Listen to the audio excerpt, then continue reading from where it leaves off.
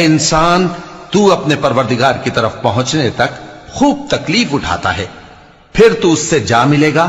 اب جس کا نامہ اعمال اس کے داہنے ہاتھ میں دیا جائے گا، اس سے حساب آسان لیا جائے گا اور وہ اپنے گھر والوں میں خوش خوش واپس آئے گا۔ اور جس کا نامہ اعمال اس کی پیٹھ کے پیچھے سے دیا جائے گا تو وہ موت کو پکارے گا اور دوزخ میں داخل ہوگا۔ وہ اپنے اہل و عیال ہی میں مگن رہتا تھا، وہ تو خیال کرتا تھا کہ اللہ کی طرف لوٹ کر نہ جائے گا، کیوں نہیں؟ اس کا پروردگار تو اس کو دیکھ رہا تھا۔ اور وہ وقت یاد کرنے کے قابل ہے جب تمہارے پروردگار نے فرشتوں سے فرمایا کہ میں زمین میں اپنا نائب بنانے والا ہوں۔ انہوں نے کہا، کیا تو اس میں ایسے شخص کو نائب بنانا چاہتا ہے جو خرابیاں کرے اور کچھ تو خون کرتا پھرے؟ اور ہم تیری تعریف کے ساتھ تسبیح و تقدیس کرتے رہتے ہیں۔ فرمایا، میں وہ باتیں جانتا ہوں جو تم نہیں جانتے۔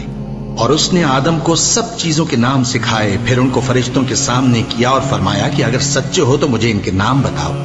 انہوں نے کہا، تو پاک ہے، جتنا علم تو نے ہمیں بخشا ہے اس کے سوا ہمیں کچھ معلوم نہیں، بے شک تو دانا ہے، حکمت والا ہے۔ تب اللہ نے آدم کو حکم دیا کہ آدم، تم ان کو ان چیزوں کے نام بتاؤ۔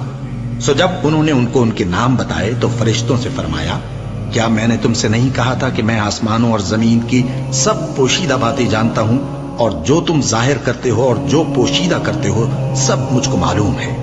اور جب ہم نے فرشتوں کو حکم دیا کہ آدم کے آگے سجدہ کرو تو وہ سب سجدے میں گر پڑے، مگر شیطان نے انکار کیا اور غرور میں آ کر کافر بن گیا۔ اور ہم نے کہا کہ اے آدم، تم اور تمہاری بیوی بہشت میں رہو اور جہاں سے چاہو بے روک ٹوک کھاؤ پیو، لیکن اس درخت کے پاس نہ جانا، نہیں تو ظالموں میں ہو جاؤ گے۔